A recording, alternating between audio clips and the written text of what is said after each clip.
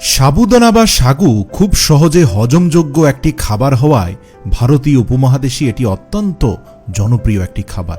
এতে প্রচুর পরিমাণে ভালো মানের কার্বোহাইড্রেট রয়েছে। আয়ুর্বেদ শাস্ত্র অনুসারে সাবুদানা শরীরের তাপমাত্রা নিয়ন্ত্রণ করতে সহায়তা করে। এটি প্রোটিনের একটি ভালো উৎস। একই সাথে এটি আপনার ওজনকেও বৃদ্ধি করবে, এনার্জিকে বুস্ট করবে। যারা দ্রুত ওজন বাড়াতে চান এবং শরীরকে শক্তিশালী করতে চান তাদের জন্য সাবুদানা শ্রেষ্ঠ একটি কার্বোহাইড্রেটের উৎস। এছাড়াও যারা ব্যায়াম করেন তারাও সাবুদানা খেতে পারেন। এর সবচেয়ে উপকারী দিক হচ্ছে খুব সহজে হজম হয়ে যায়। এটি খেলে পেটে বদহজম হওয়ার কোনো সম্ভাবনা নেই। যাদের হজম ক্ষমতা কম তাদের জন্য সাবুদানা একটা শ্রেষ্ঠ খাবার।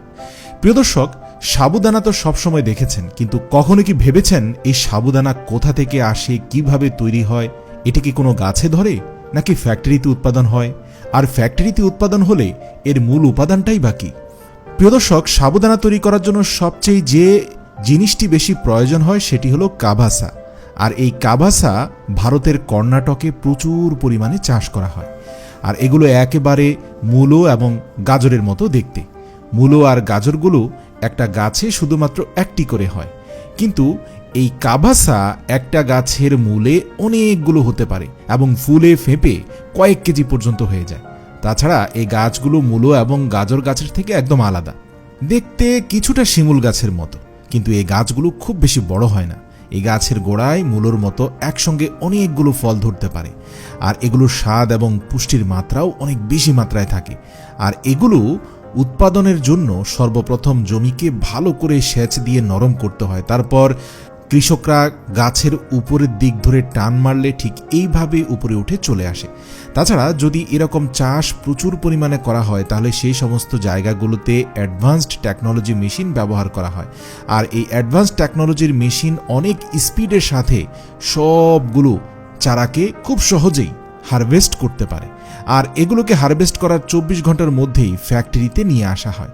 আর যদি দেরি করা হয় তাহলে এর থেকে ভালো মানের কোয়ান্টিটি পাওয়া যায় না, কারণ এগুলো শুকিয়ে যাওয়ার ফলে এর মধ্যে রস অনেকটাই কমে যায় এবং সেগুলো খুব তাড়াতাড়ি নষ্ট হয়ে যায়। তারপর ফ্যাক্টরিতে নিয়ে আসার পর এগুলোকে কনভার বেল্টের উপর আনলোড করা হয়। তারপর যেখানে এগুলোকে ভালোভাবে পানি দিয়ে পরিষ্কার করা হয়।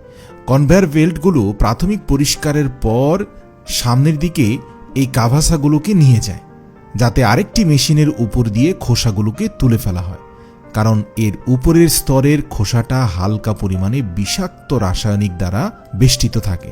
প্রিয় দর্শক, আপনারা যদি সাবুদানা মার্কেট থেকে কিনে থাকেন তাহলে খেয়াল রাখবেন খোলা সাবুদানা না নিয়ে ভালো কোয়ালিটির ভালো ব্র্যান্ডের সাবুদানা কিনবেন। কারণ কিছু কোম্পানি আছে যারা এগুলোকে অতিরিক্ত মাত্রায় সাদা করার জন্য এর মধ্যে কিছু পরিমাণ কেমিক্যাল ইউজ করে থাকে।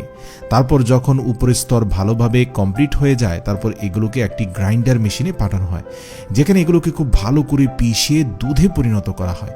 তারপর এই দুধগুলোকে 3 থেকে 4টি স্টেপে চালনির মধ্য দিয়ে নিয়ে যাওয়া হয়, যেন এর থেকে দুধ এবং অবশিষ্ট বাকি পার্টগুলোকে আলাদা করে নেওয়া যায়। তারপর সমস্ত দুধগুলোকে বড় কন্টেইনারে ঢেলে ভালোভাবে জাল করা হয়। তারপর কিছু সময় পর দুধগুলো শুকিয়ে যায় এবং সেগুলো পাউডারে পরিণত হয়ে যায় বিশেষ প্রক্রিয়ার মাধ্যমে। তারপর এগুলোকে আবারও বিশেষ প্রক্রিয়ায় তৃতীয়বারের জন্য ভালো করে মসৃণ করে নেওয়া হয়। তারপর সেই পাউডারগুলোকে আরও একটি মেশিনে ঢেলে ছোট ছোট গোল গোল সাবুদানা তৈরি করা হয়। এখন এই দানাগুলো অত্যন্ত নরম, তাই এগুলোকে শক্ত করার জন্য হালকা টেম্পারেচারে ভালোভাবে ফ্রাই করা হয়।